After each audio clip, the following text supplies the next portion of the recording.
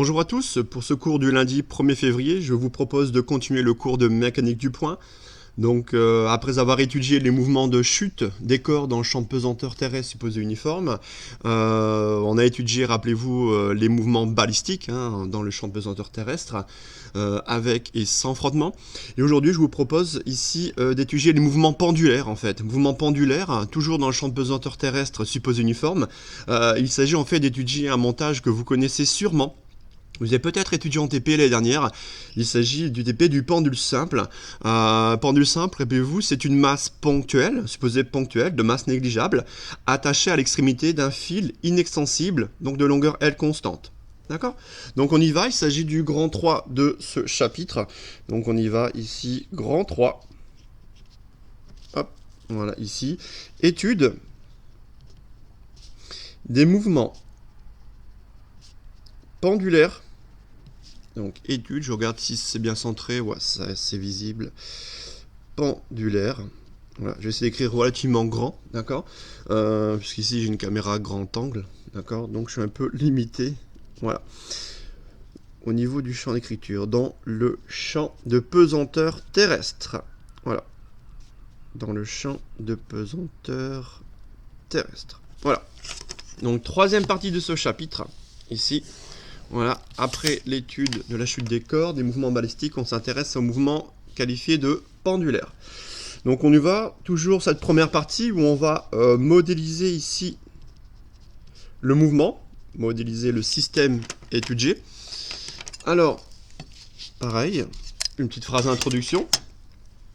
Donc ici, il s'agit de l'étude, du mouvement d'un point matériel M. Donc on est toujours dans le cadre, vous voyez, de la mécanique du point matériel. Ici, un point M de masse petit m. Ce point est attaché à l'extrémité d'un fil inextensible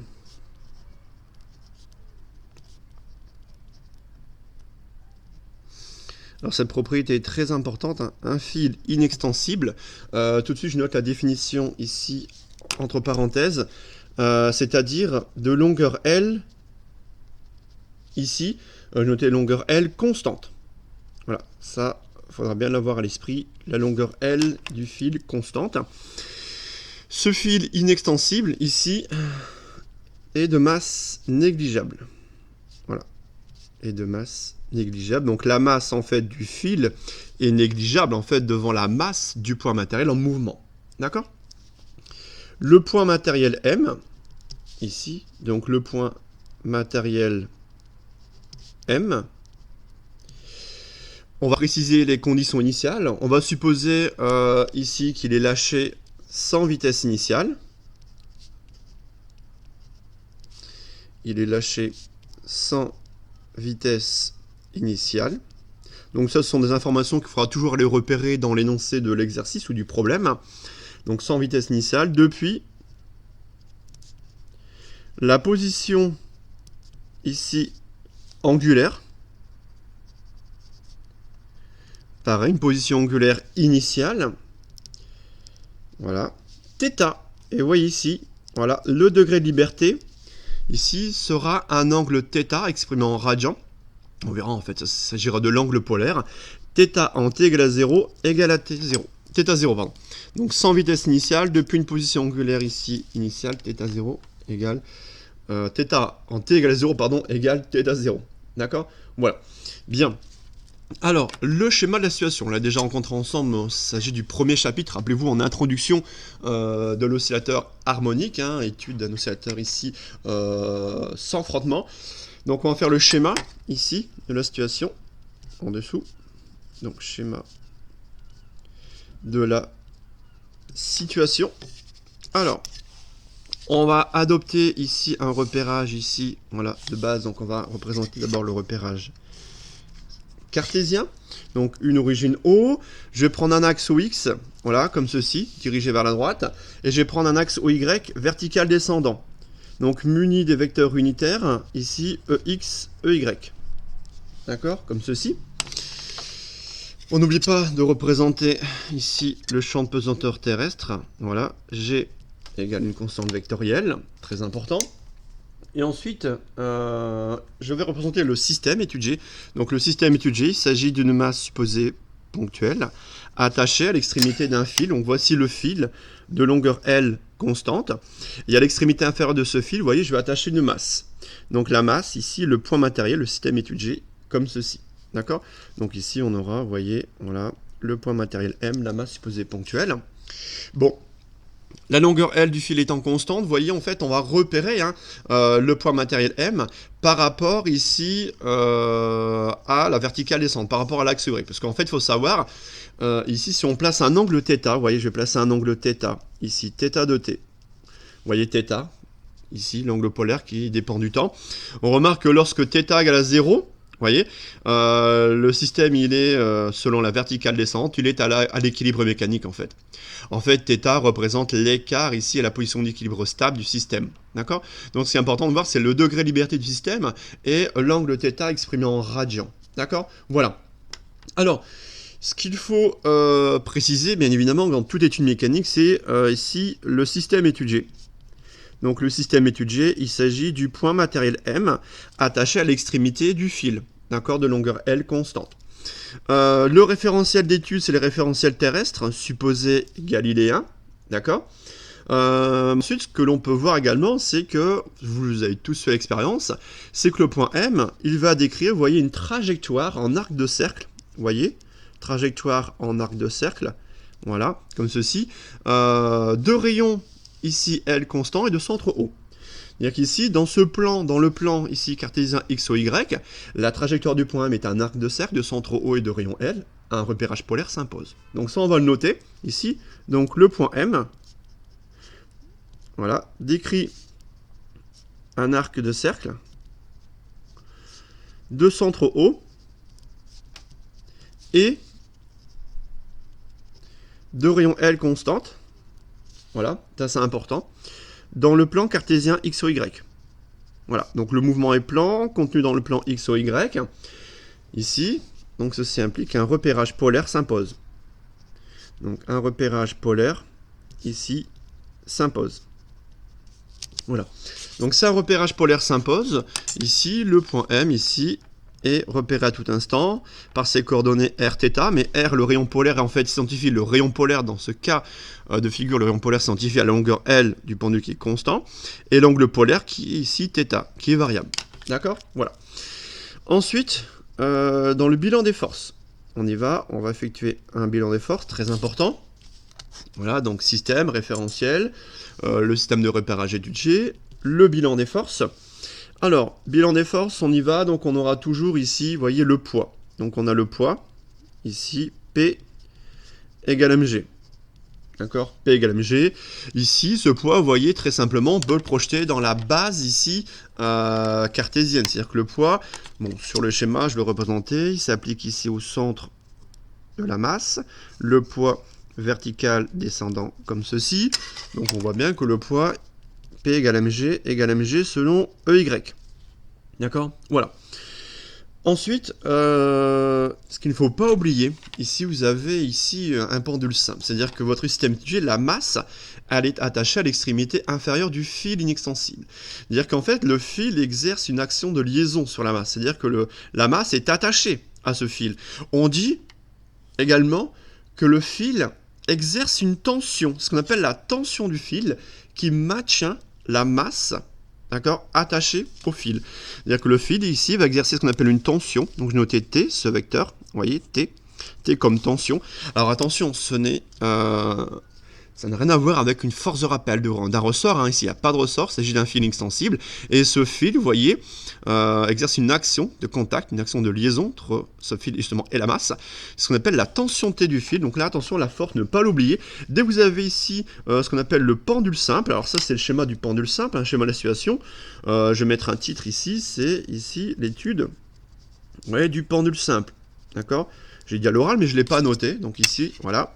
Pendule simple, rappelez-vous, à ne pas confondre avec le pendule élastique, où cette fois-ci, la masse supposée ponctuelle est attachée à l'extrémité d'un ressort de constante de raideur K, de longueur vide L0. Là, on a un fil inextensible. D'accord? Donc cette fois-ci, pas de force de rappel, mais par contre, il y a une tension du fil. Donc la tension du fil, voilà. Cette tension du fil sera notée, modélisée par un vecteur T.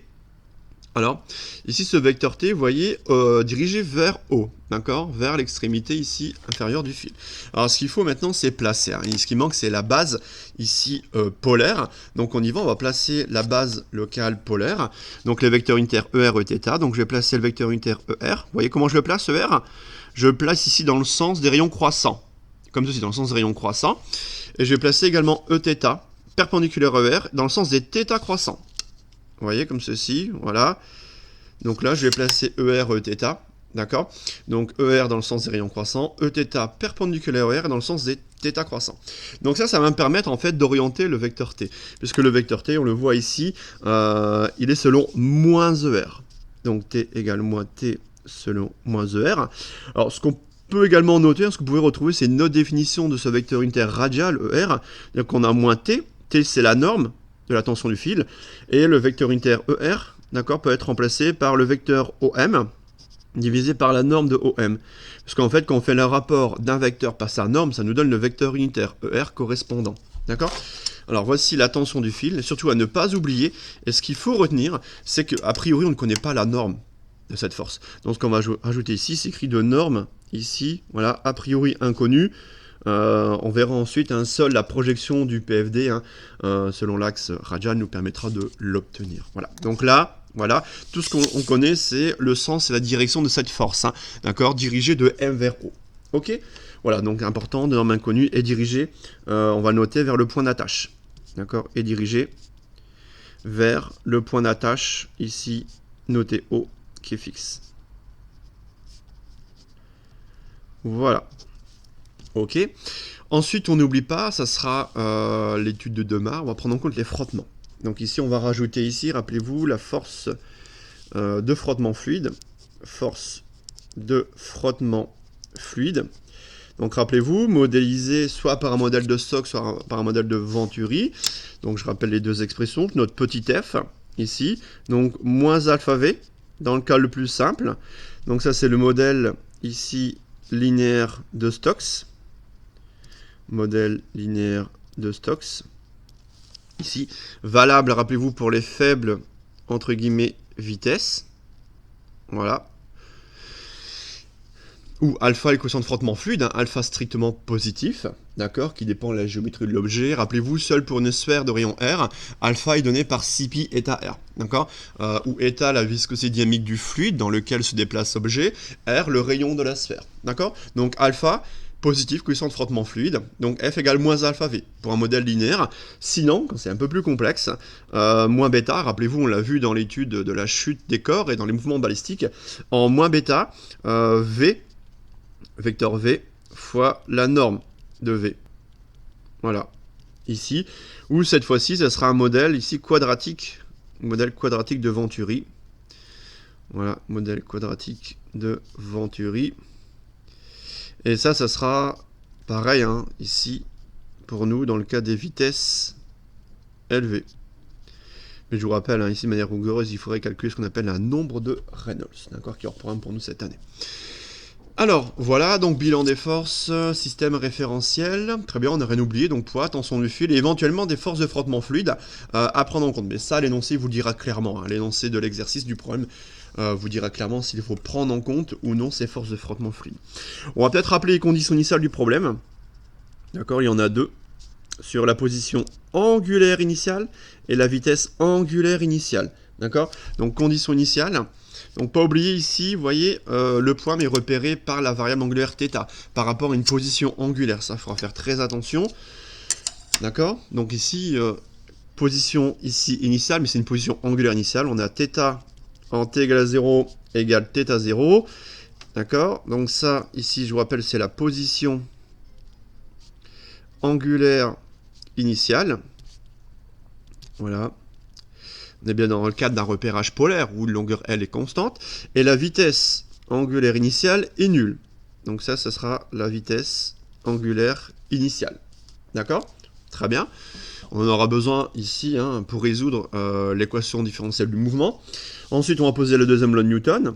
D'accord? Principe fondamental de la dynamique, à savoir, dans le référentiel R d'études supposé galiléen, masse fois accélération du point M dans R, égale le poids plus la tension T du fil, plus la force de frottement. D'accord? Voilà. Ici. Où R est le vecteur, et c'est accélération égale dv sur dt, la dérivée temporelle du vecteur vitesse. D'accord? Voilà. Donc là, vous voyez, on pose le contexte, on pose la notation, on fait le schéma de situation, on définit le système, le référentiel, le bilan des forces, poids, tension du fil, force de frottement fluide, on met en évidence les conditions initiales du problème et on pose le PFD. Et maintenant, comme on l'a fait dans les deux cas précédents, étude de la chute des corps et des mouvements balistiques, on va étudier ensemble ce matin uniquement le cas le plus simple, le cas idéal sans frottement, dans deux cas où les frottements sont négligeables. Donc on va réécrire le PFD. Le PFD va se réduire à MA égale P plus T. D'accord ? Donc on y va ensuite donc, dans un deuxième temps, après la modélisation générale ici du problème. On passe à un petit 2 ici. Donc petit 2. Voilà. On va prendre le cas idéal sans frottement. Ici, voilà. Cas idéal sans frottement. Donc ça, pareil, l'énoncé du problème vous dira clairement si les frottements sont négligeables ou non. D'accord ? Et dans un premier temps, ce qui m'intéresse, c'est d'établir ici l'équation différentielle du mouvement. D'accord ? Ce qu'on appelle l'équation de mouvement. Donc l'équation, ici, voilà, différentielle du mouvement. D'accord. Souvent, on vous pose en exercice de mécanique établir l'équation de mouvement. Sous-entendu, il s'agit d'une équation différentielle. D'accord. Équation différentielle du mouvement. Alors, dans le cas idéal sans frottement, donc dans ce cas, d'accord. Donc dans le cas où les frottements ici fluides, pareil, frottement fluide exercé par l'air sur l'objet, voilà, sur le système, ici, sont négligeables, voilà. Le PFD, le principe fondamental de la dynamique, ici, se réécrit sous la forme MA égale le poids P plus la tension T du fil. D'accord ? Voilà. Bon. On a une équation ici vectorielle, un vecteur à gauche et deux vecteurs à droite. Et cette équation, on va ici la projeter dans la base polaire. D'accord ? Donc ici, une équation que l'on va ici projeter dans la base orthonormée directe polaire. D'accord, donc ici on l'a vu dans l'étude descriptive du mouvement. Le mouvement est plan, on a un arc de cercle de centre O et de rayon L contenu en plan X, O, Y. Donc ici la base polaire, ici ER, Eθ. D'accord ? Bien. Alors ce que je vais faire avec vous, vous voyez, c'est qu'on va projeter cette équation vectorielle, c'est-à-dire qu'il faut expliciter l'accélération dans la base polaire, on va reprendre ensemble ce calcul, mais également projeter les forces, poids et tension du fil, vous voyez, dans cette base polaire. Donc on y va, d'abord on va expliciter le vecteur accélération dans la base polaire, donc avec, on reprécise, voilà, le vecteur position qui repère le point M à chaque instant, au M de T, ici, rappelez-vous, dans la base polaire c'est RER, sauf que RER ici, R est constant et vaut L. Donc on va noter ici L, ER. D'accord? C'est bon pour tout le monde. Donc le RER de la masse polaire se transforme en L, ER, ici. D'accord? Pour l'étude du pendule simple. D'accord? Avec OM égale LER, on en déduit. Voilà. On en déduit ici les expressions des vecteurs vitesse et accélération. À savoir, on aura la vitesse instantanée du point M dans R. Donc pareil, on se base sur le fait que OM égale LER. De toute façon, ça se voit sur le schéma. Vous voyez le vecteur OM. OM égale L, la norme, fois le vecteur unitaire ER. OM égale L, ER. pas d'ambiguïté. Maintenant, le vecteur vitesse ici s'obtient par dérivation temporelle du vecteur précédent. On dérive le vecteur position par rapport au temps. On y va. On va voir ce LER comme un produit de deux termes. Donc on y va, naïvement, ça fait L point... Alors je vois que ça passe à la caméra, ouais, c'est bon. L point ER, ouais, plus L DER sur DT. Ok. Sauf que L est constant. L est constant, donc ce terme en L point vaut 0. Je vous rappelle, L est une constante. Longueur ici du fil constante, on a un fil qualifié d'inextensible. Maintenant, il nous reste L DER sur DT. Bon, je vous rappelle que dérivé ER par rapport au temps revient dérivé ER par rapport à θ, dθ sur dt. D'accord, ça c'est le chapitre précédent. dθ sur dt, ça donne θ point. Donc on aura L, θ point, dER sur dθ, donc dérivé ER par rapport à θ, nous retourne le vecteur unitaire orthoradial Eθ.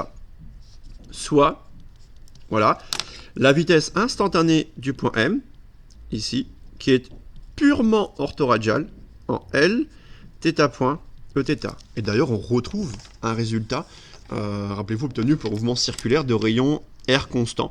Sauf qu'ici, le rayon R est noté L, hein, vous voyez, on retrouve une vitesse qui est purement orthoradiale.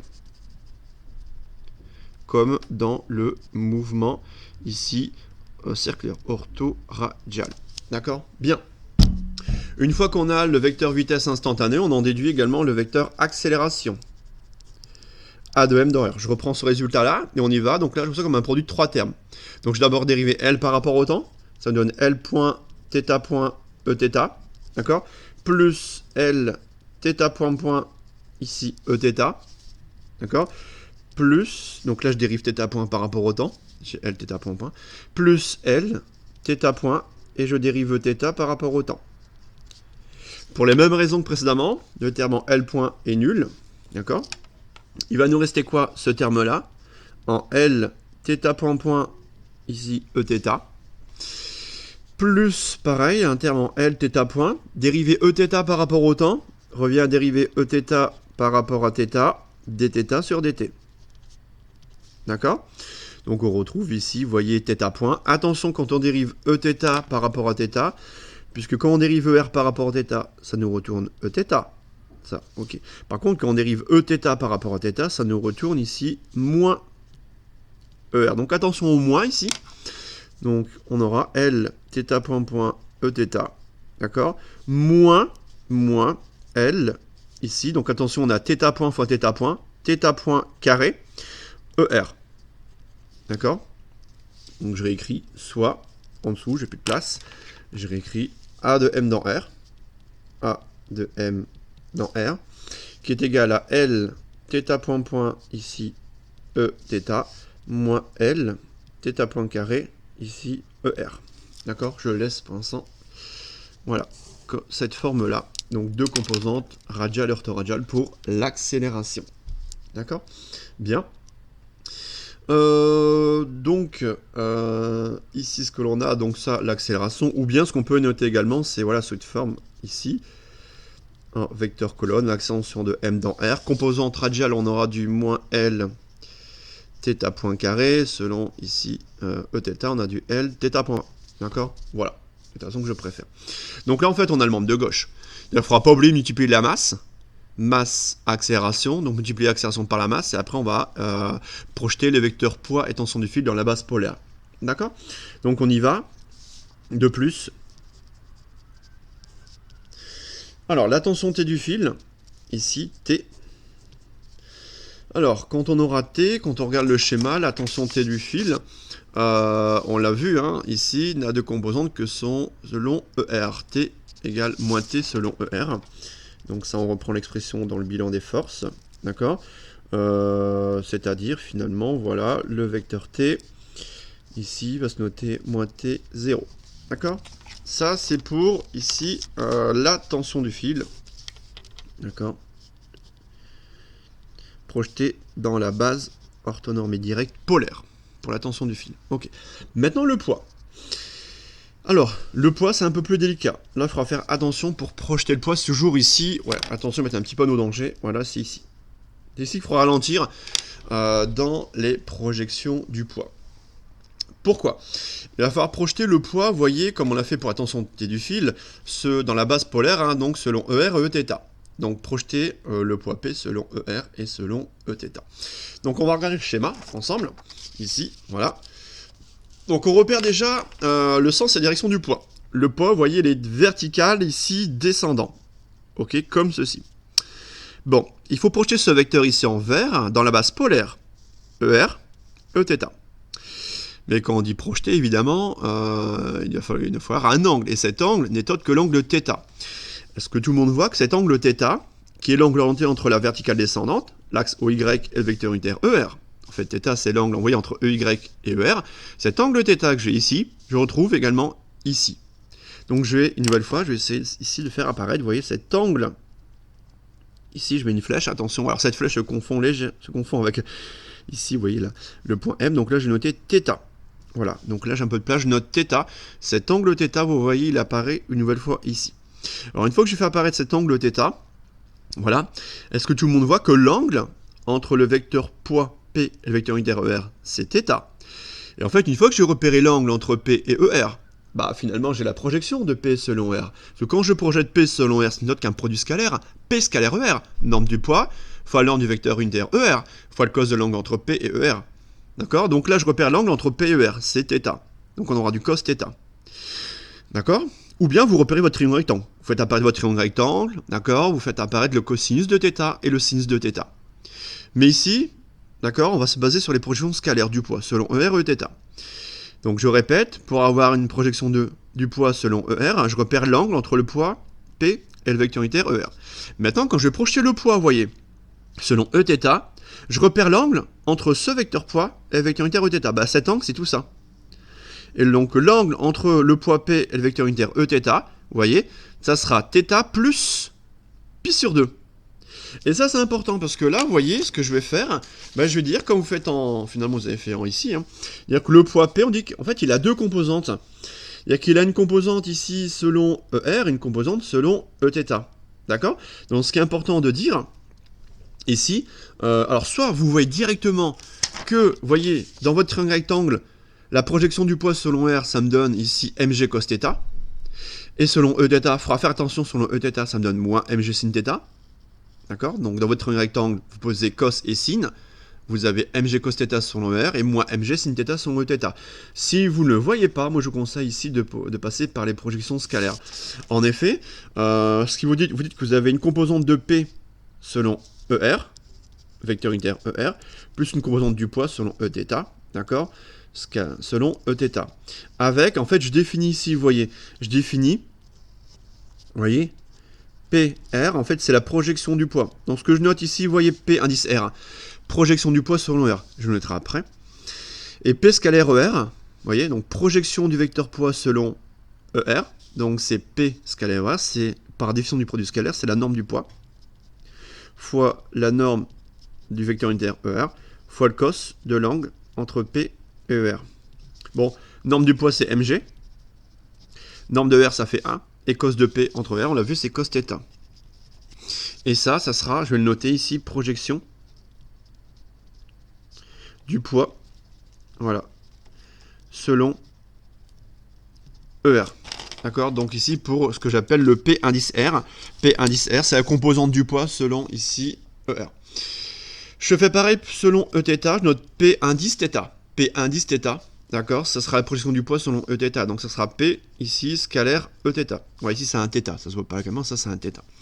Donc pareil, par définition du produit scalaire, c'est la norme du poids fois la norme du vecteur unitaire Eθ fois le cos de l'angle entre le vecteur poids et Eθ. Et là, il faudra faire attention. Autant qu'ici on avait un cos de θ, autant qu'ici, vous voyez sur le schéma, l'angle entre P et Eθ, je vous rappelle, c'est θ plus pi sur 2. C'est tout cet angle-là. Donc on va prendre ici le cosinus. Donc ça sera cosinus de θ plus pi sur 2. D'accord? Et cos de θ plus pi sur 2 va vous retourner moins sinus θ. Moins sin θ. Voilà comment apparaît ce signe moins. Donc là vous aurez moins mg sinus θ. Donc là pareil, je vais noter projection. Projection du poids. Selon, cette fois-ci, Eθ. Donc projection du poids, cette fois-ci selon Eθ. D'accord? Voilà. Donc là, j'ai réécrit. Alors, je vais continuer ici. Voilà. Donc là, attention, point technique. Hein. Ici, point technique à reprendre. Je vais réécrire ici le poids.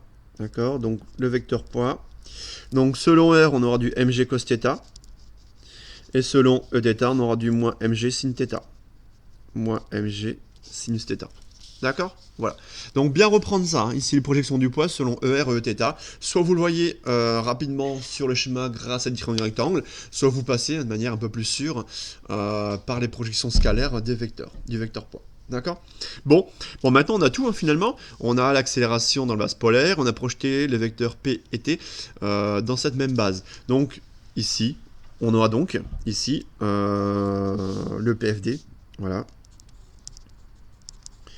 Donc on aura masse. Alors l'accélération, on a dit qu'on a une accélération en moins L θ point carré selon ER. On a du L θ point point selon Eθ. D'accord? Donc ça c'est pour l'accélération. N'oubliez pas la masse. Hein. Toujours souvent vous faites vos projections, vous terminez par l'accélération ou le vecteur force et vous oubliez de multiplier l'accélération par la masse. Donc ce ne sera pas homogène. Donc masse fois accélération. Le poids on aura mg cos θ. Et on aura moins mg sin θ. Et la tension T du fil, on aura moins T0. D'accord? Donc vous donnez ceci, en fait, est équivalent, vous voyez, à donner un système de deux équations. Quelles sont ces deux équations? La première, moins ml θ point carré égale mg ici cos θ moins t, que je noterai équation 1. La seconde, ml θ point point, ml θ point point égale moins mg sinus θ, et ça, ce sera l'équation numéro 2. D'accord? Un système de deux équations. Alors, vous voyez tout de suite que finalement, l'équation 1 va nous permettre de connaître ici la tension T du fil. Alors, ici, bien sûr, à condition de connaître θ de t. Si vous connaissez l'évolution de θ de t, θ point carré également, vous aurez la norme de t. Donc, en fait, l'équation 1, ici, donc l'équation on va noter, permet d'obtenir l'équation 1 permet d'obtenir la norme de la tension T du fil. D'obtenir ici la norme T de la tension du fil, évidemment à condition de connaître l'évolution en θ. C'est-à-dire qu'on va d'abord résoudre l'équation 2 ici pour avoir θ de t, et ensuite on injectera pour avoir ici voilà la norme T. En effet, donc là on va isoler T, il suffit de passer le T ici dans le membre de gauche, donc on aura T qui sera égal à quoi? À mg cos θ, ouais, plus ml θ point carré. Voilà, donc ça j'encadre ce résultat pour la norme T de la tension T du fil. D'accord? Bien. Maintenant, m'intéresse un peu plus, on doutait, c'est l'équation numéro 2 en fait. L'équation numéro 2 est en fait l'équation de mouvement qu'on va écrire. Alors, vous voyez la dérivée ici d'ordre 2, ici θ, dérivée seconde de θ par rapport au temps. Donc on va diviser les deux membres de l'équation par ml. Donc on aura θ point point moins g sur L sin θ. Et on fait passer ce terme-là à gauche, d'accord, pour obtenir une équation différentielle. D'accord? Donc on y va, l'équation numéro 2, ici. Voilà. Donc l'équation, c'est bon, l'équation 2, d'accord, permet d'obtenir, quant à elle, l'équation du mouvement. Alors ici, l'équation qui est en fait une équation qui est différentielle. C'est pas une équation ici algébrique, c'est une équation différentielle du mouvement. Ok. Donc ça, c'est l'information très importante qui nous intéresse. Donc on va réécrire. Donc là, elle est là où j'essaie de la mettre. Ouais. Ici, donc on divise par ml. Donc on aura θ point point. Ici, égale moins g sur L sinus θ, soit, et voyons, on fait passer ça à gauche ensuite, donc on aura θ point point, ici, plus g sur L sinus θ égale à 0. D'accord? Voilà. Très bien. Très très bien. Donc là, en fait, on a une équation différentielle, ici, où on peut également poser, voyons, on peut poser, en fait, pour des raisons d'homogénéité, on va pouvoir poser oméga 0 carré. Et oméga 0, sinus θ n'a pas de dimension. G sur L, on va pouvoir poser oméga 0 carré égale G sur L. D'accord? Θ point point, c'est la dérivée seconde de θ par rapport au temps. D'accord? Donc ici, on a du T-2. D'accord? Donc ce qu'on va faire ici directement, c'est poser. D'accord? Donc on pose ensuite. Voilà. Oméga 0 carré égale G sur L. D'accord? C'est-à-dire qu'on définit en fait oméga 0 égale racine de G sur L. Et ce oméga 0, c'est la pulsation propre du système. Oméga 0, c'est la pulsation propre du système. Vous voyez, tel que, voilà, oméga 0 soit homogène à l'inverse d'un temps. Donc on retrouve la pulsation propre. Voilà. D'où, finalement, l'équation différentielle du mouvement peut se réécrire sous la forme, vous voyez, en θ point point 1 plus oméga 0 carré sinus θ égale à 0. Et là, vous voyez, il y a quelque chose qui est différent par rapport à ce qu'on a vu en début d'année. Il y a la présence d'un sinus θ. Et ça, la présence du sinus θ implique que votre équation différentielle sera non linéaire. Vous voyez? Donc là, attention, on a une équation différentielle ici qui sera non linéaire. Mais elle restera d'ordre 2, donc équation différentielle non linéaire. Alors pourquoi non linéaire? Il y a présence de sinus θ. On a présence ici du sinus θ, d'accord? Non linéaire et elle restera d'ordre 2. Donc ce que j'appelle une ED N, N comme non linéaire d'ordre 2. D'accord? Voilà. Donc θ point point plus oméga 0 carré sin θ égale 0, c'est-à-dire que, rappelez-vous, on a déjà rencontré dans les deux paragraphes précédents. C'est-à-dire qu'ici, on ne pourra plus appliquer le principe de superposition, solution de l'équation homogène associée, solution particulière. Là, une telle équation différentielle, qui est non linéaire, première étape, nécessairement, sera une étape de résolution numérique. Pour la résolution analytique, on va se placer dans un cadre particulier. En fait, on va linéariser cette équation différentielle. Et comment linéariser? On va se placer dans le cadre des faibles oscillations. Et dans le cadre des faibles oscillations autour de la position d'équilibre, c'est-à-dire que votre système il va se réduire, vous voyez, à de faibles oscillations autour de θ égale à 0. C'est-à-dire que la position d'équilibre stable est définie en θ égale à 0. Et dans le cas des faibles oscillations autour de θ égale à 0, eh ben, on va pouvoir approximer le sinus θ à θ. Rappelez-vous ce qu'on a fait également en optique géométrique. On a donné l'équivalent lorsque θ est négligeable devant 1, sinus θ équivalent à θ. D'accord? Donc on va retrouver ça. Pour pouvoir la résoudre de manière analytique, on va se placer dans le cadre des faibles oscillations. Mais avant ça, quand même, quelques mots dans un temps sur la résolution numérique. C'est important, je trouve. Hein. Donc petit b, ici, vous voyez. Donc résolution numérique.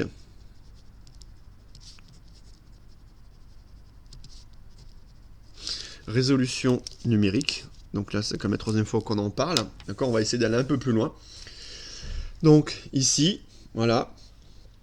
Donc là, il s'agira toujours de la méthode d'Euler, sauf que vous voyez, comme il s'agit d'une équation différentielle d'ordre 2, c'est ce qu'on appelle méthode d'Euler vectorielle. Où en fait, la résolution de cette équation, alors c'est l'équation numéro 3, je pense, notre équation numéro 3, en fait, numériquement, jusqu'à présent, vous voyez, je vous ai présenté une méthode pour résoudre des équations d'ordre 1. Des équatifs d'ordre 1. Là, c'est une équatif d'ordre 2. Bah, numériquement, ça ne change pas grand-chose. Ce qu'on va faire, finalement, c'est pour résoudre cette équation d'ordre 2, et ben en fait, cette résolution d'une équatif d'ordre 2 va se ramener à la résolution de deux équations différentielles d'ordre 1. D'accord? Donc ici, résolution numérique, donc avec, voilà, la méthode d'Euler, toujours la méthode d'Euler, qui sera ici en fait qualifié de vectoriel. Ici, vectoriel, donc on verra ensemble ce que ça signifie en info. D'accord? Voilà. Alors, où la résolution de l'équation 3 qui est d'ordre 2, voilà, ou la résolution de l'équation 3, pareil, résolution numérique, hein, résolution numérique et non pas analytique, hein, résolution numérique de l'équation 3 qui est d'ordre 2, se ramène à la résolution de deux équations d'ordre 1. Donc on passe d'une équation d'ordre 2 à deux équations d'ordre 1. D'accord? Voilà. Et ce, toujours en s'appuyant sur l'approximation affine. D'accord? D'accord, également. En s'appuyant, ici, sur l'approximation. Vous voyez, l'approximation qu'on qualifie d'approximation affine. Alors, je rappelle cette approximation affine. Vous l'avez vu, hein, f de a plus h, environ égal, vous savez, vous connaissez par cœur, à f de a plus h, f' de a. D'accord? Voilà, donc f de a plus h, environ égal à f de a plus h, f' de a. Alors, quand même quelques mots, on va aller un peu plus loin, c'est l'occasion ici d'aborder cette équation numérique ensemble. Vous voyez, on a cette équation différentielle. C'est-à-dire qu'on a θ point point, on a celle-ci. Donc il faut résoudre, vous voyez, ici, θ point point, voilà, plus g sur L sinus θ égale à 0. D'accord? Compte tenu du fait que, effectivement, vous avez ici θ en 0 égale θ 0 et une vitesse initiale qui est nulle. En fait, mathématiquement, vous précisez l'intervalle de résolution, typiquement sur 10 périodes propres, vous avez ce qu'on appelle un problème de Cauchy. Donc vous avez un problème de Cauchy, mathématiquement, vous avez les conditions initiales, vous avez l'intervalle de résolution, vous avez une équation différentielle qui est non linéaire, vous voyez, vous avez un problème de Cauchy. Ça, c'est, voilà, ça, il faut résoudre numériquement. Alors ça, on va pouvoir le résoudre ici numériquement, voilà, grâce ici à la méthode d'Euler. Alors ça, comment va-t-on pouvoir le faire? En fait, d'abord, on va effectuer un petit changement de variable. D'accord? Pour pouvoir, en fait, rejoindre des notations mathématiques. Vous voyez ce que θ point point, bon, ça, c'est une notation physique, propre à la physique, c'est lié à la dérivée seconde de θ par rapport au temps. Ça, en mathématiques ou même en info, c'est pas commode, c'est pas pratique du tout. Ce qu'on va faire, on fera ça à chaque fois, donc je l'aborde avec vous hein, ce matin. On va poser en fait une fonction x de t. On pose x égale la position angulaire, θ. Donc, en fait, on pose x égale à θ. D'accord? Le x mathématique devient la position angulaire θ, ici, physique. Et je vais poser y, vous voyez la dérivée. En fait, ça ressemble beaucoup à nos portraits de phase. Hein. Je pose x la fonction, je pose y la dérivée. Tout à fait. Et je pose y la dérivée, donc la vitesse angulaire, θ point. Position angulaire, vitesse angulaire, fonction x, fonction y. Donc ça, c'est une notation mathématique. Notation sous Python, ça c'est une notation physique, pour faire le lien entre les deux. Et en fait, ce qu'on va faire, on va se ramener finalement à résoudre pour tout t appartenant, on va dire, à 0 et 10 périodes propres. En fait, il me faut un intervalle de résolution. D'ailleurs, je vais résoudre cette équation sur intervalle 0, 10 et 0. Et ben, je dois résoudre, vous voyez, qu'est-ce que je vais faire? Alors, je vais préciser d'ailleurs le lien entre x et y, sous la forme mathématique, c'est-à-dire que, voilà, je pense que vous voyez tous que finalement, x' égale y. Alors quand je note x', ça sera la dérivée. Tout je note comme je note f' de a, la dérivée de f en a. Donc là, je vais noter le fait que x' de t égale y. Vous voyez? Ça, c'est lié au changement de variable. Ça veut dire que finalement, quand je dérive x par rapport au temps, je trouve y. Y égale θ point, x égale θ. Si je fais ça, vous voyez, bah là, j'ai une équation d'ordre 1. J'en ai une. Telle que, d'accord? Telle que je rappelle que finalement, la valeur de x en t égale à 0, bah c'est la position angulaire initiale, et ça vaut θ 0. Donc ça, c'est un paramètre que je vais rentrer. D'accord? Ensuite, ce que je veux dire, bah, une fois que j'ai fait ce changement de variable, bah, je vais réécrire cette équation différentielle θ point point plus g sur L sinus θ en fonction de x et y. C'est-à-dire que je vais isoler θ point point à gauche. Donc θ point point, ici, ça sera ici dérivé de θ point par rapport au temps. Je répète, θ point point, c'est dérivé θ point par rapport au temps. Donc en fait, θ point point, c'est y'. Donc on aura y' de t. Et je vais passer à droite tout de suite. Le moins g sur L. Moins g sur L, sinus θ. Mais sinus θ, c'est sinus x. Avec notation. D'accord? Pareil, je vais préciser la condition initiale sur y. Ici, y' en 0. Y' en 0. D'accord? Y' en 0. D'accord? Ou y en 0. Pardon. Y ici en 0. Y en 0. Attention, hein, c'est y en 0, donc c'est la valeur de la vitesse angulaire initiale. Y en 0 sera égal ici à 0. Oui, hein, parce qu'en fait, vous avez une équatif d'ordre 1. Et vous voyez la solution en x, d'accord? Il nous faut forcément une condition initiale sur x. Et là, pareil, équatif ici, y' égale moins g sur L sinus x. Et il faut, pour la résoudre, avoir une condition initiale sur y. Y en 0 égale 0, c'est la vitesse angulaire initiale qui est nulle. D'accord? Alors, une fois que j'ai ça, vous voyez, ça c'est important, ce champ de variable, on fera toujours ça ensemble d'un point de vue numérique. On va appliquer, voilà, on va enfin appliquer cette approximation affine. Donc là, c'est simplement champ de variable. On reprise les conditions initiales.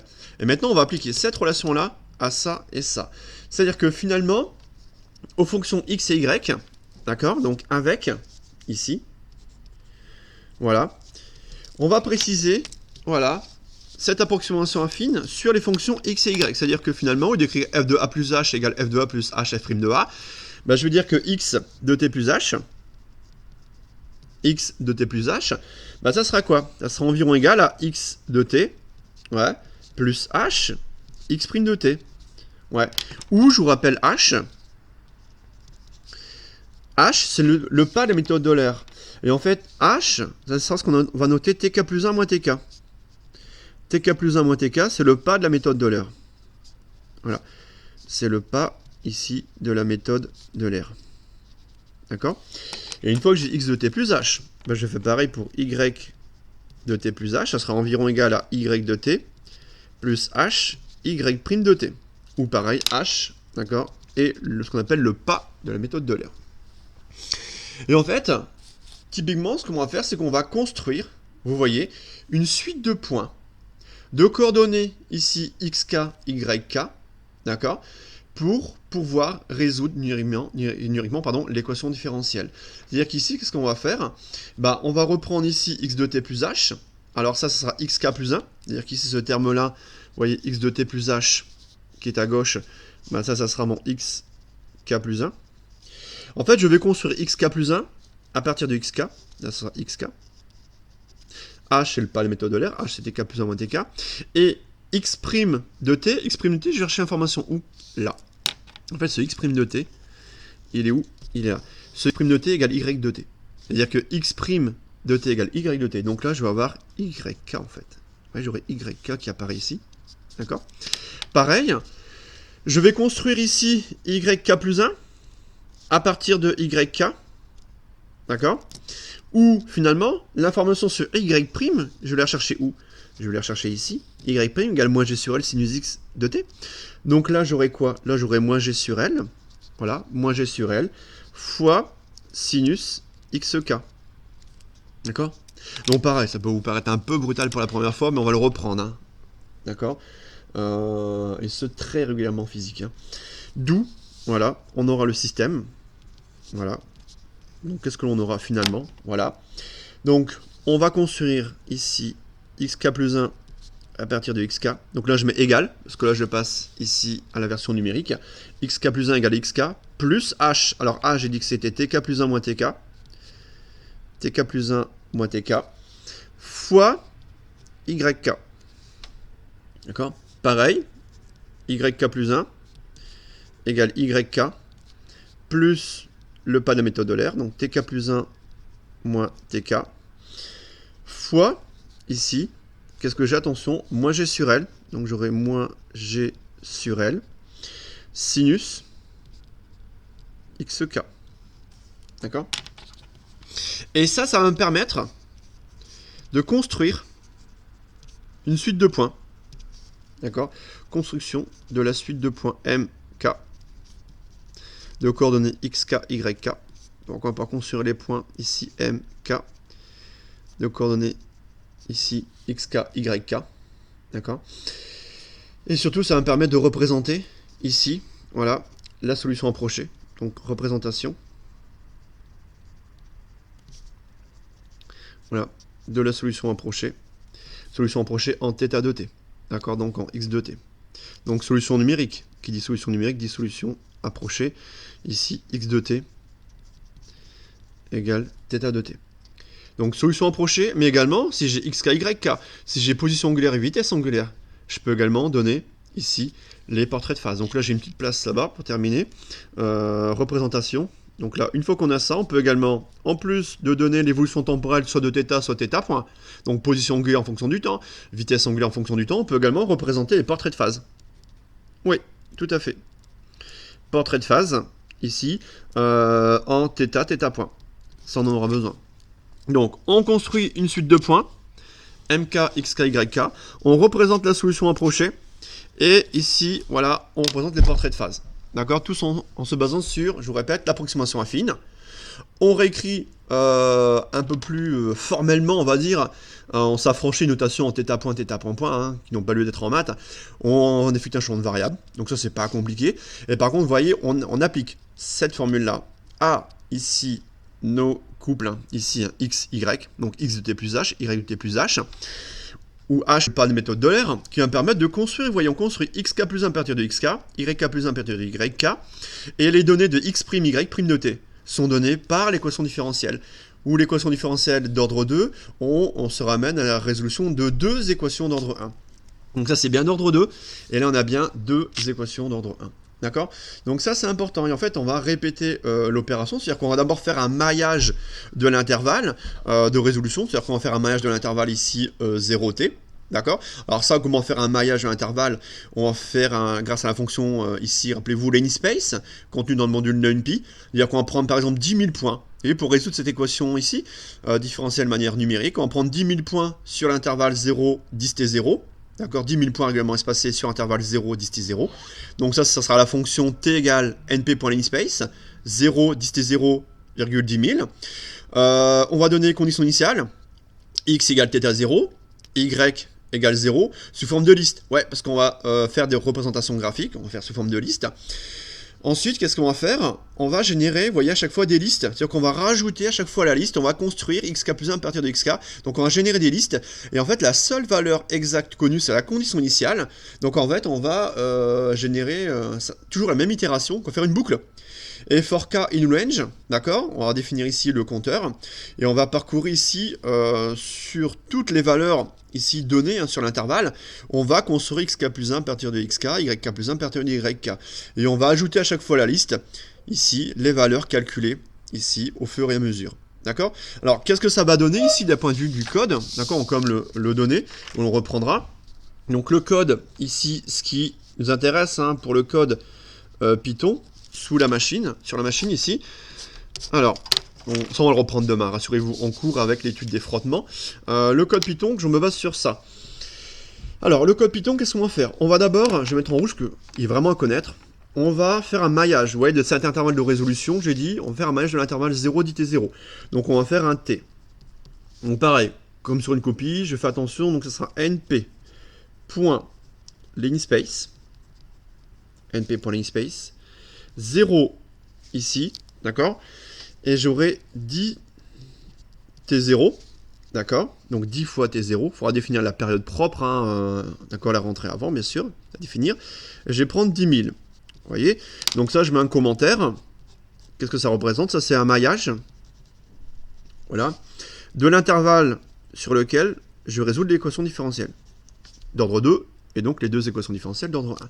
Donc maillage de l'intervalle 0, 10 t0, avec, ici, je vais dire 10 000 points.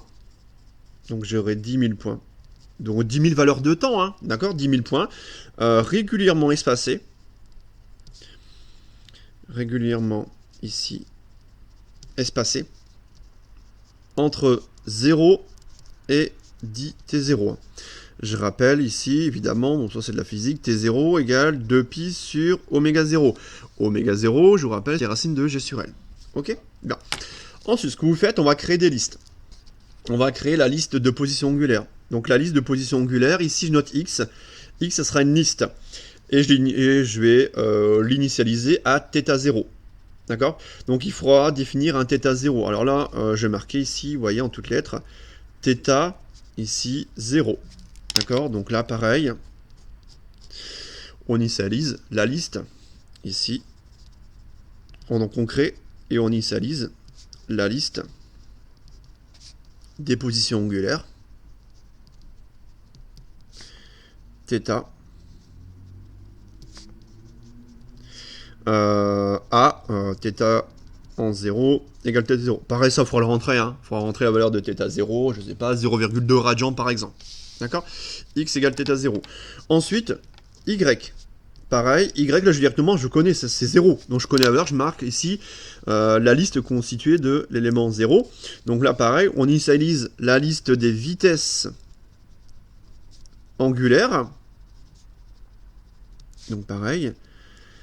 Θ point. Alors oui, les listes ici sont plutôt des tableaux, parce qu'en fait, ce sont des listes pour lesquelles on a un seul type de variable. Ici, de variables, ce sont uniquement des flottants. D'accord. Voilà.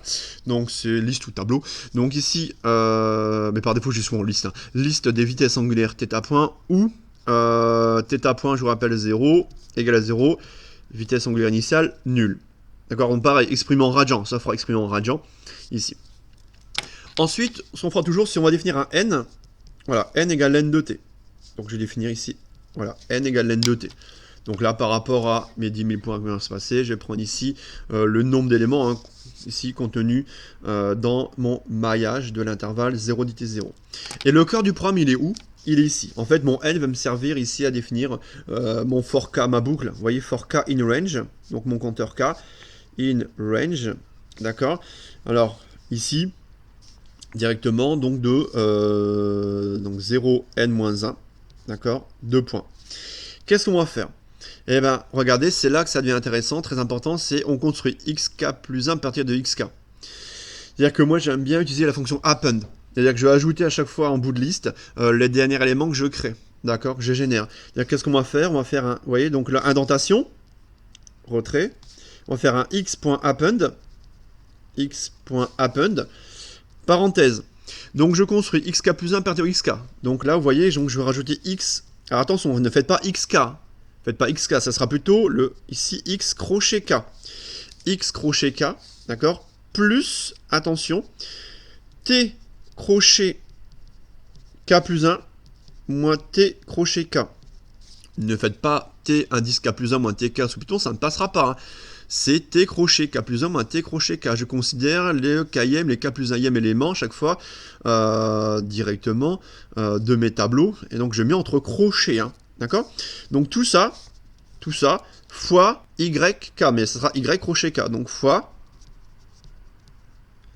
y crochet k, je regarde, ouvert, fermé, et là je ferme. Ok? Voilà. Et je fais pareil pour y. y.append. Et vous voyez ça, j'ai besoin de cette relation-là. Donc pareil, je construis yk plus 1 à partir de yk. Donc je construis, voilà, donc ça fait x... Attends, crochet k. Plus, pareil, on aura du t crochet k plus 1 moins t crochet k, ici, d'accord, je ferme la parenthèse, fois, attention, il faudra prendre tout ça. Moins g sur L fois sinus. Alors attention, le sinus, il faudra l'importer avant. Ça sera du NP. Donc on fera ici import numpy as NP avant. D'accord, je ne le rajoute pas. Mais ici, il faudra faire du moins. On aura du moins G ici sur L. D'accord, fois ici NP point sinus de X. Alors ça sera X crochet K, pas du XK. Donc là, je ferme une parenthèse. J'en ferme une dernière si je ne me trompe pas. Voilà. D'accord? Donc ça, attention, ça c'est le cœur du programme. D'accord? Donc ça c'est vraiment le cœur du programme. Voilà. Où on construit, vous voyez, voilà. xk plus 1 à partir de xk. Grâce aux équations différentielles d'ordre 1. Et pareil, tac, tac, tac, commentaires ici en dessous, je construis yk plus 1 à partir de yk. D'accord? Voilà. Alors une fois qu'on a ça, une fois ça tourne très très bien. Il suffit de faire un 2 plt.plot. Donc là je sors du for, on y va. Donc on fait un plt.plot. Pareil, je ne l'ai pas mis.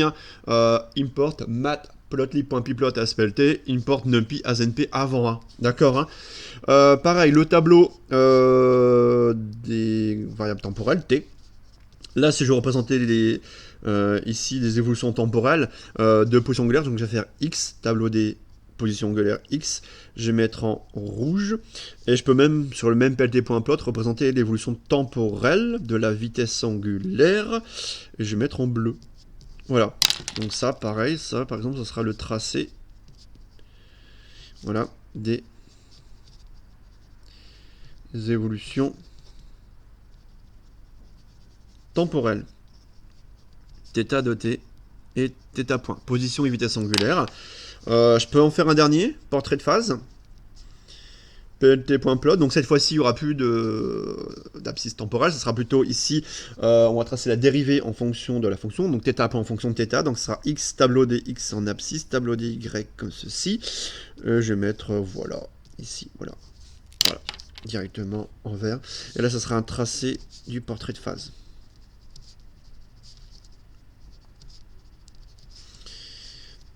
Tracé du portrait de phase, donc θ point, PLT point chaud. Donc après, pour ajouter un PLT point grid, PLT point légende, PLT point X label, Y label, moi directement PLT point chaud pour afficher ici le graphe. D'accord? Voilà. Voilà pour le code Python hein, qu'on reprendra demain ici en cours, mais on va en rajouter ensemble des frottements. D'accord? Voilà. Ça c'est important. Bon. Ici de l'avoir parce qu'en fait moi derrière ce que j'ai fait c'est j'utilise ce code là pour vous proposer justement une résolution numérique, d'accord, et c'est ça me permet de faire des constatations, c'est à dire que là quand on rentre ce code, vous voyez ce qu'on obtient ici pour le pendule simple, deux graphes en fait, voilà, c'est à dire qu'ici vous voyez on a deux graphes selon des conditions initiales qui sont différentes. Vous voyez, θ0, c'est la position angulaire initiale, entre 0,1 et 1 radian, et là, entre 0,05 et 0,15 radian. Donc là, en fait, on aura pour des petites, des faibles positions angulaires, et là, des grandes positions angulaires. D'accord, deux cas différents. Alors, ce qu'il faut remarquer, c'est dans tous les cas, alors, je l'ai lâché sans vitesse initiale, d'accord, et là, c'est la solution numérique, donc pour θ, en fonction du temps, pour... Ici, vous voyez, on peut repérer hein, à courbe de gauche. Là, on a une position angulaire initiale de 0,1 radian, 0,5 et 1 radian. Donc des grandes positions angulaires. Hein, ce que je vous rappelle, 1 radian, c'est comme 60 degrés. Deuxième cas de figure, là, on a 0,05 radian, 0,10 radian et 0,15 radian. Donc là, des faibles positions angulaires initiales. Alors, remarque que dans les deux cas, l'évolution, vous voyez, hein, 6 graphes, l'évolution, elle est périodique. Elle est sinusoïdale. Par contre, ce qu'on remarque, c'est pour des grandes amplitudes initiales, vous voyez que la période elle est différente. On n'a pas la même période. Alors qu'ici, vous voyez, la période propre est la même, on a la même période. Hein. Là, elle est légèrement différente. D'accord, ça se voit quand même. Alors bien sûr, il va falloir faire un zoom pour mieux constater. Mais si vous prenez le poly, vous voyez tout à fait. C'est-à-dire que finalement, la période d'oscillation, ici, elle dépend des conditions initiales. Ouais. Alors que ici, vous voyez, pour des faibles θ0, pour des faibles positions angulaires initiales, on voit que la période propre est indépendante des conditions initiales. Et ça, vous connaissez. Ce qu'on appelle l'isochronisme des petites oscillations. D'accord? Donc ça, on va ici le noter. Donc après avoir ici donné le code, on va donner les constatations. Constatation, ouais, j'y arrive. Oulala. Numérique, constatation ici numérique. Alors, qu'est-ce que l'on constate?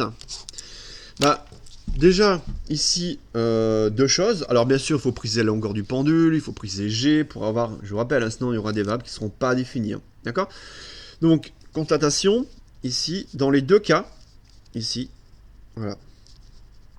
Dans les deux cas, voilà. L'évolution, ici, est périodique. Voilà. Qui plus est, ici, sinusoïdale. Donc, l'évolution, elle est périodique. Sinusoïdal. Il n'y a pas de problème. Par contre, pour de grandes valeurs de θ0, on va dire pour de grandes valeurs de l'amplitude initiale, que je note θ0, hein, θ indice 0, voilà. Alors, typiquement, vous voyez, on est déjà à 1 radian. 1 radian, c'est 60 degrés. On constate que la période propre, ici, T0, dépend. Elle dépend, ouais, de la condition initiale. Elle dépend de la condition initiale θ0. Ouais, parce qu'en fait, on a 3 conditions initiales différentes. 3 périodes près différentes. Attention, pour des grandes valeurs de l'amplitude initiale θ0. Donc ça, ce sont les graphes. Donc les 3 courbes, ce sont les graphes de gauche. Hein. Où je vous rappelle, on peut relever des θ0 en 0,1, 0,5 et 1. Ouais, c'est ça. Donc 0,1, 0,5 et 1 radian. Graphe de gauche. Par contre, et ça rejoint un constat que vous avez fait l'année dernière, pour de faibles valeurs,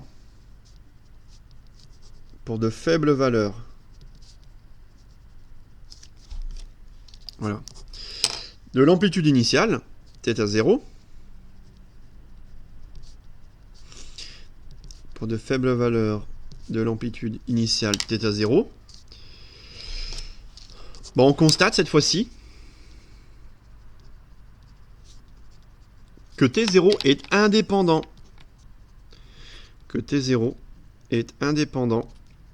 Qui possède les mêmes valeurs. Indépendant, ici, de l'amplitude initiale θ0. De l'amplitude initiale θ0. Il est indépendant. Et ça, c'est ce que j'ai vu l'année dernière. C'est ce qu'on appelle l'isochronisme. Voilà. Il s'agit de isochronisme.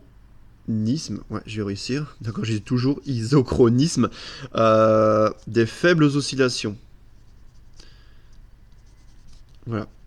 Ce qu'on appelle l'isochronisme des faibles oscillations. D'accord. Alors ça, ce sont les graphes de droite. Enfin, graphes de droite, ce sont les simulations numériques de droite avec le code que je vous propose, où en fait il s'agit du PLT.plot, un premier PLT.plot, un TX de T ici, voilà, j'en ai fait qu'un seul, pour différentes valeurs de θ0. Donc θ0, cette fois-ci, j'ai dit, j'ai relevé à droite 0,05, 0,1 et 0,15. Donc 0,05, 0,1 et 0,15 radian, graphe de droite. D'accord ?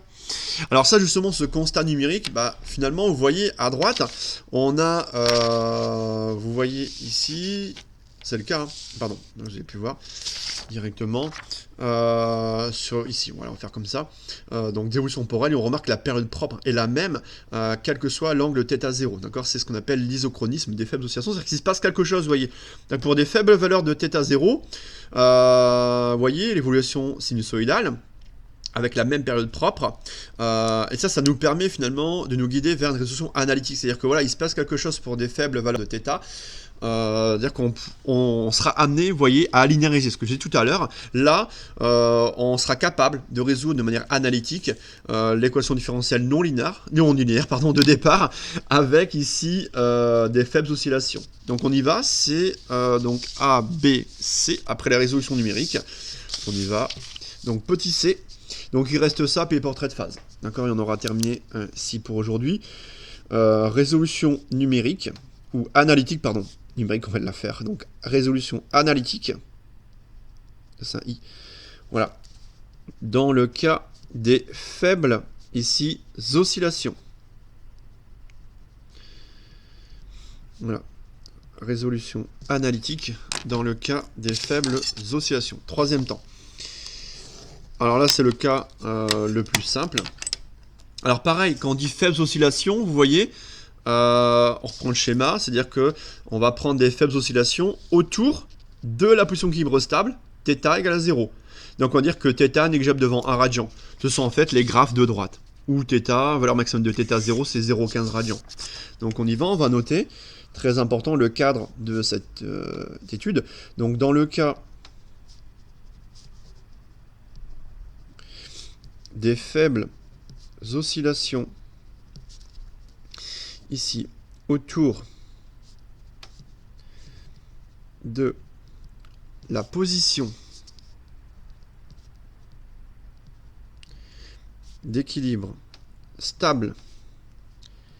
Alors je note θ ec, c'est-à-dire que θ ec égale à 0, en fait, c'est lorsque le système est selon la verticale descendante, le système est à l'équilibre mécanique, équilibre stable, lorsque θ égale 0, je note θ équilibre égale à 0, 2 points, ici, donc dans le cas des faibles oscillations, qu'est-ce qu'on peut dire? On peut dire que θ de t, à tout instant, la position angulaire est inférieure à 1 radian. Rappelez-vous, θ négligeable devant 1. Si θ négligeable devant 1 radian, je vous rappelle, vous voyez, 1 radian, c'est déjà 60 degrés.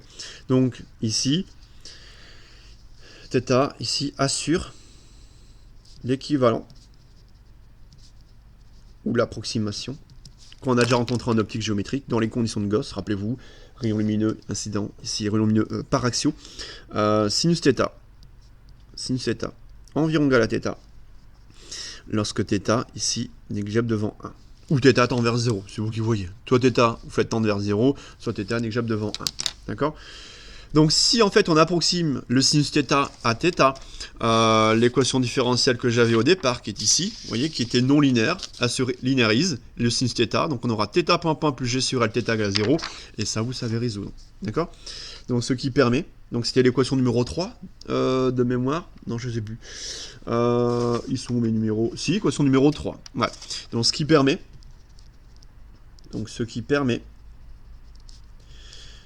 en fait, de linéariser le DNL d'ordre 2, d'accord, très important. Donc ça permet d'obtenir ici un θ point point plus oméga 0 carré θ égale à 0. Et ça, c'est extrêmement simple. Ça, c'est le premier chapitre de physique. Ça, c'est une EDL d'ordre 2. Voilà. Équation différentielle linéaire d'ordre 2. Caractéristique. Voilà. De qui? De l'oscillateur harmonique. Ouais, j'espère que vous l'aurez reconnu. Oscillateur harmonique. Donc un système, je vous rappelle, étudié au chapitre 1, un système à énergie mécanique constante. D'accord, où l'amplitude des oscillations reste constante. Hein. Je vous rappelle, système énergie mécanique constante. Hein. Donc je rappelle, énergie mécanique constante. Pas de dissipation d'énergie. Voilà. L'amplitude des oscillations reste constante. Et ça, on va le vérifier ensemble dans quelques instants. Alors ça, vous savez résoudre. Donc ça sera l'équation. Alors attendez. Est-ce que j'ai numéroté entre deux? Est-ce que je me suis arrêté à 3 ou pas? Non, j'ai fait que 3. Donc je peux poser l'équation numéro 4 ici. Voilà. Donc par linéarité, on la résout.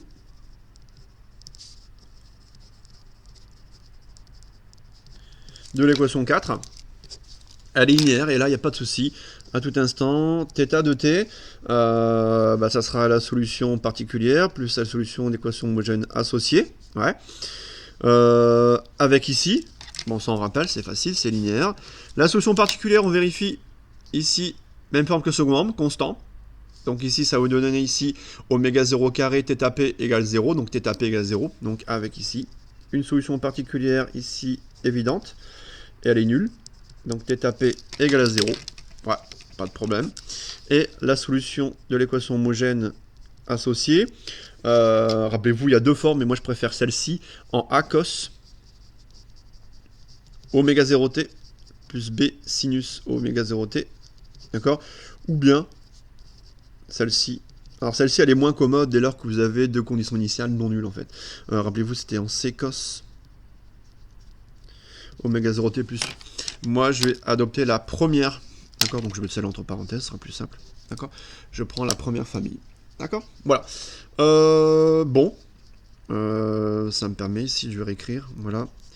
θ de t égale A cos oméga 0t plus B sin oméga 0t. Oui, ça c'est facile. Bon, comment on détermine les constantes d'intégration A et B? Grâce aux conditions ici initiales. Donc on y va. Donc avec le système. θ en 0 égale θ0. θ point 0 égale à 0. Alors, on y va. θ en 0 égale θ0. Ça va me donner quoi? Ça va nous donner ici directement. Donc A cos de 0, ça fait 1. Plus B sin de 0, ça fait 0. Égale θ0. Super. Et la seconde, on va dériver, on peut faire directement. On va dériver ici θ par rapport au temps et prendre la dérivée en 0. Donc là, on aura moins A oméga 0 sin de 0. Donc ça va donner directement moins A oméga 0 sin de 0. Là, on aura plus B oméga 0 cos de 0 plus B oméga 0 cos de 0. Donc là, je prends la dérivée en 0 directement, hein, égale à 0. Donc là, c'est facile, ça vous donne ici A plus 0 égale θ0, donc A égale θ0, et B égale 0. A égale θ0 ici. Et ici, on aura sinus de 0 ici, donc ça fait 0, ça fait 0. Et on va retrouver B oméga 0 ici, fois cos de 0, donc ça fait B oméga 0 égale à 0, donc B égale 0. Voilà, j'avais anticipé ici. Ok. Voilà. D'où voilà la solution en θ de t. Ça fait 1h10, ouais, ça fait 1h10. Donc θ de t égale θ0 cos oméga 0t. D'accord. Et la solution compte tenu des conditions initiales. D'accord. Donc ici est la solution de le dl d'ordre 2 de T4. J'ai dit quoi? Compte tenu des conditions initiales précédentes.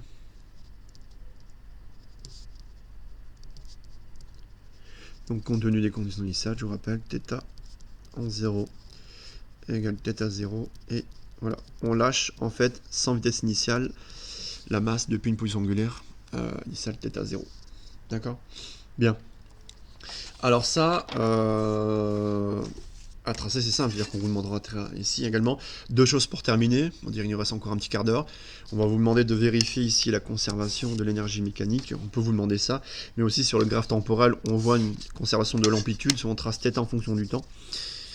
Voilà. Donc ça, en 0, ça donne θ0. D'accord, donc j'ai placé symétriquement ici, tac, tac. J'ai placé les amplitudes, plus θ0 moins θ0. Et on vérifie bien ici là le fait que l'amplitude θ0 reste constante au cours du temps. Vous voyez? Et on a ici, on aura ceci. D'accord, voilà. Donc des oscillations qui sont purement sinusoïdales et qui témoignent de l'absence de frottement. D'accord? On fait apparaître aussi la période propre d'oscillation. T0 égale 2pi sur oméga 0. Oscillation purement sinusoïdale. D'accord? Donc oscillation purement sinusoïdale. Alors quand je dis purement sinusoïdale, ça témoigne bien de l'absence totale de frottement. Donc on verra demain, si on prend en compte les frottements, forcément, rappelez-vous, il y aura une diminution exponentielle de l'amplitude des oscillations. Ici, l'amplitude reste constante et elle vaut θ0, hein. Ça vous l'avez compris, hein, c'est le premier chapitre de l'année. Absence totale de frottement. Ici.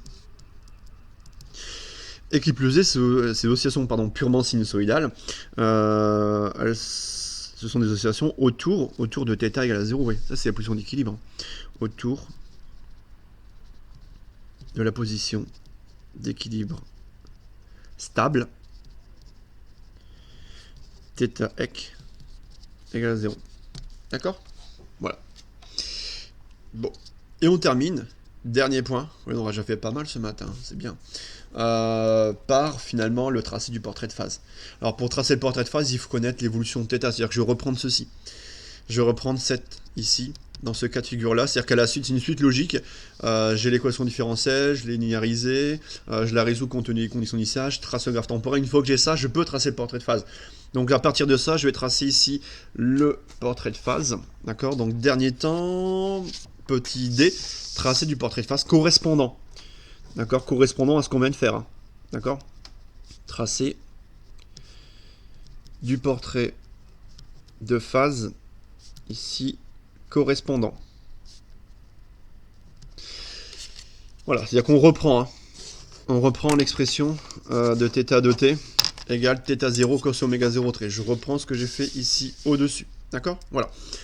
Donc, alors pareil, on va tracer θ en fonction de θ. Donc en fait, dans le plan, il faut tracer ici, hein, donc θ en fonction de θ. Donc il faut avoir déjà l'expression de θ, ça on l'a. θ point, θ point, ça sera moins θ0 oméga 0 sinus oméga 0 t. Et après, il faudrait établir une relation entre θ et θ point. On y va? Donc, on reprend. θ de t égale θ0 cos oméga 0t. D'accord? De l'étude précédente.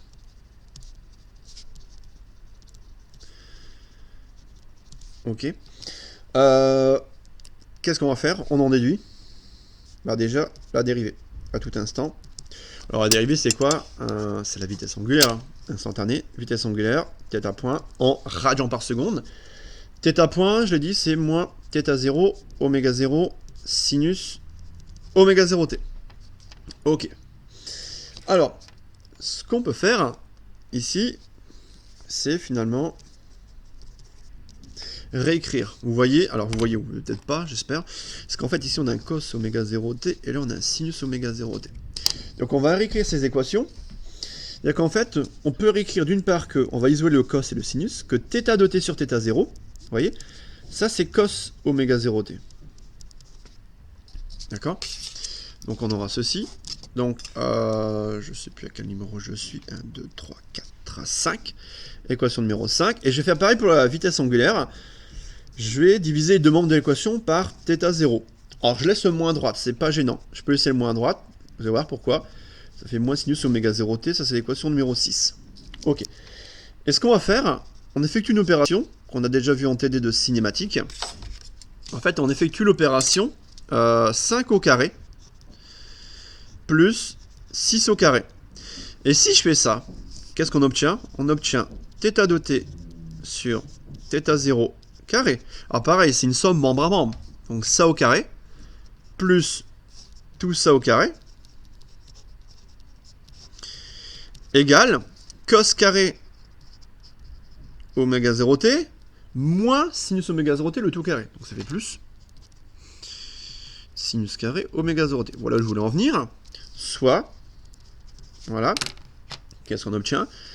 On obtient θ de t sur θ0, le tout au carré, plus θ point sur θ0 au carré, égale à 1. Alors ça, c'est quoi? Alors ça, je pense que vous ne connaissez pas. Ça, c'est ce qu'on appelle, c'est l'équation cartésienne d'une ellipse. Donc ça, je note. Ça, c'est l'équation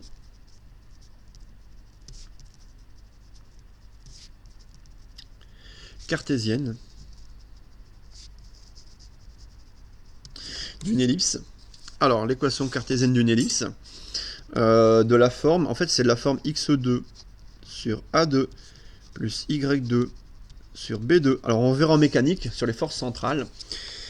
Ça, c'est l'équation cartésienne d'une ellipse. Et en fait, elle a ce qu'on appelle un demi-grand axe A. Alors, le A, en fait, c'est demi-grand axe. Alors, nous, le A, ça sera θ0 ici. Vous voyez, j'identifie. X en abscisse, θ en abscisse, A, c'est θ0. Et en fait, le nom de A, c'est demi-grand axe.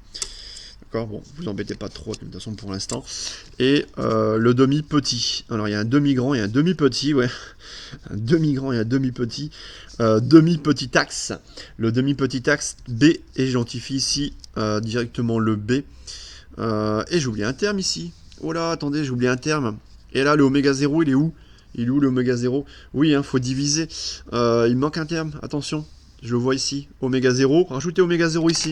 Attention. Ici, vous rajoutez, vous divisez par oméga 0 ici. Voilà. Oui, oui, j'ai oublié. J'ai pas vu ce terme-là, j'ai oublié. Donc la dérivée ici. Voilà. Et là, ici. Je me rends compte, là, c'est pas homogène.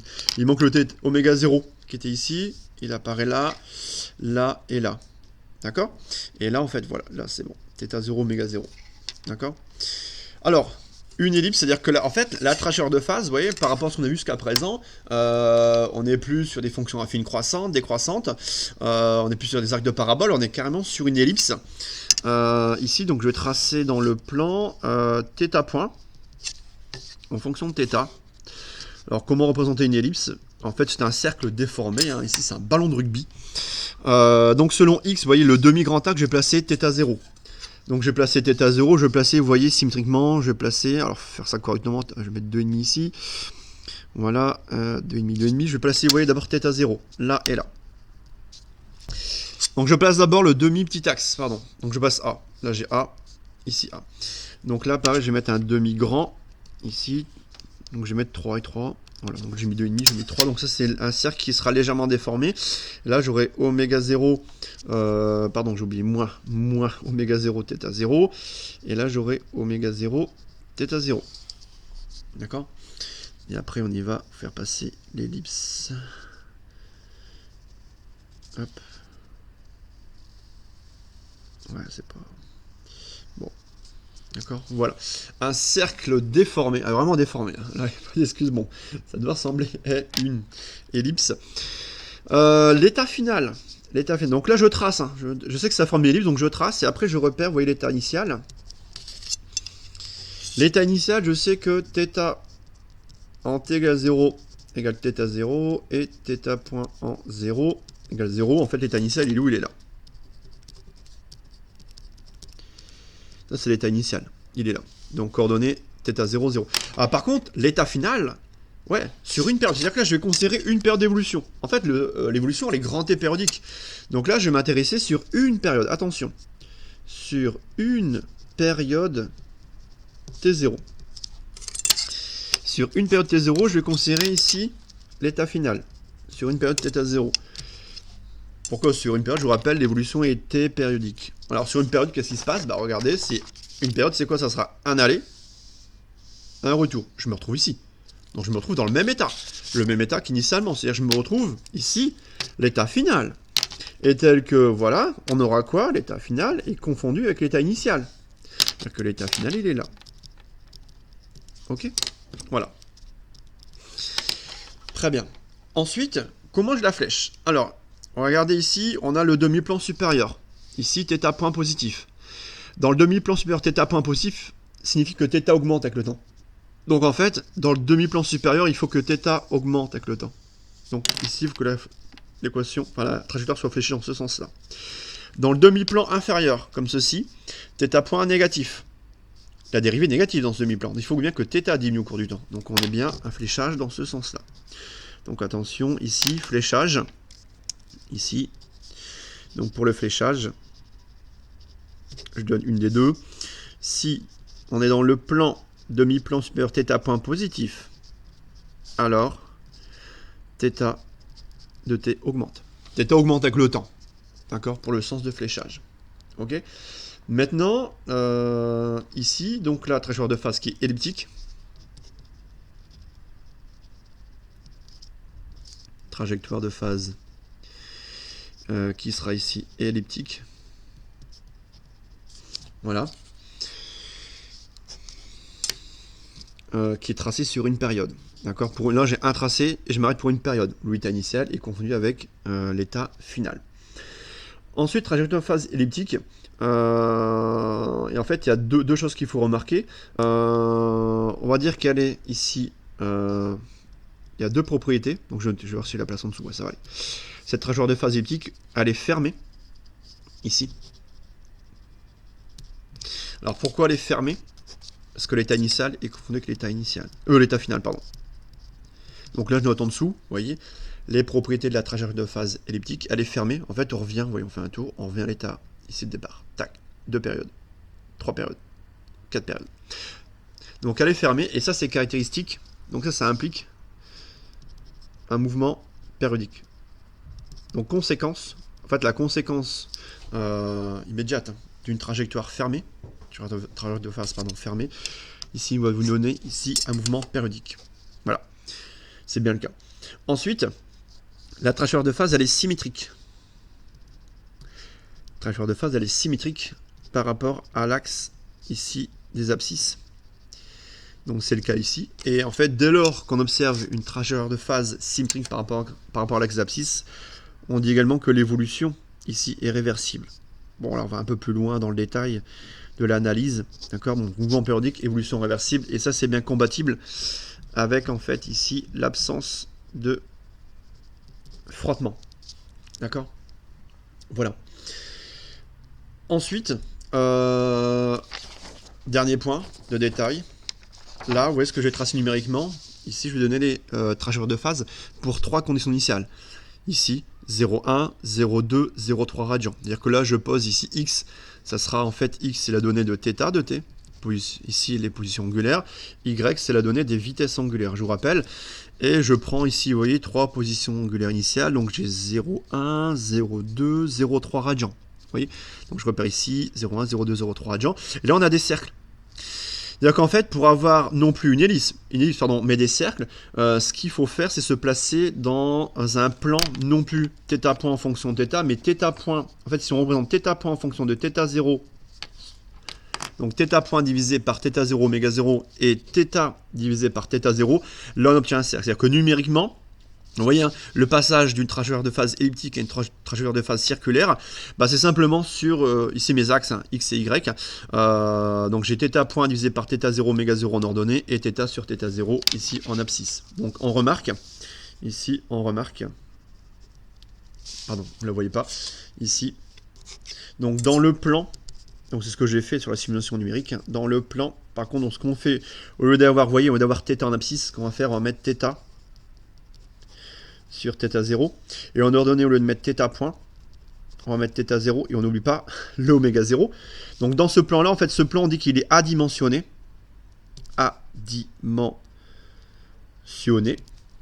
ici, la trajectoire de phase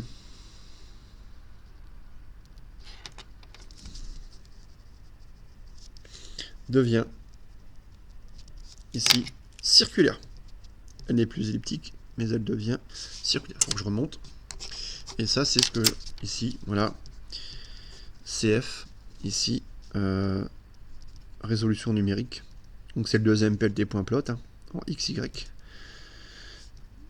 avec des θ 0, 0,1, 0,2 et 0,3 radians. D'accord? Et là, en fait, on retrouve également le fait que cette trajectoire de phase, vous voyez, elle tourne. En fait, elle tourne autour, j'ai pas mis, de θ égale à 0. Elle s'enroule, vous voyez, elle tourne ici autour de la trajectoire de phase 0. On va le noter ici. Donc, elle, ici, donc la trajectoire de phase. Donc, les deux, qu'elle soit elliptique ou circulaire, la trajectoire de phase ici tourne autour de la position d'équilibre θ égale à 0. Sans jamais la rejoindre. Non, parce que pour la rejoindre, ici, qu'est-ce qu'il faut? Il faut des frottements. On verra ça demain. La trajectoire de phase, elle va au contraire rejoindre θ égale à 0. On le retrouve, vous voyez, ça tourne autour d'équilibre stable, θ égale à 0, sans jamais rejoindre, parce qu'il n'y a pas de frottement, il n'y a pas de dissipation d'énergie. D'accord? Voilà pour moi ici pour ce cours du lundi 1er février. Donc je vous rappelle, les psy, soit vous le rattrapez en parallèle de mon TP, les PC, vous le rattrapez ici cet après-midi. Donc là on a 1h30 de cours sur le pendule simple. Demain on reprend la même étude, donc il faut avoir visionné cette vidéo avant demain matin à 8h, où on prend le même système, on rajoute des frottements fluides, modèle linéaire de Stokes en moins alpha V, on va réécrire l'équation différentielle de mouvement, on va voir ce qui se passe d'un point de vue numérique, on va la résoudre analytiquement, pareil dans le cas des faibles oscillations autour de la position d'équilibre stable. Voilà pour moi aujourd'hui. Bonne journée.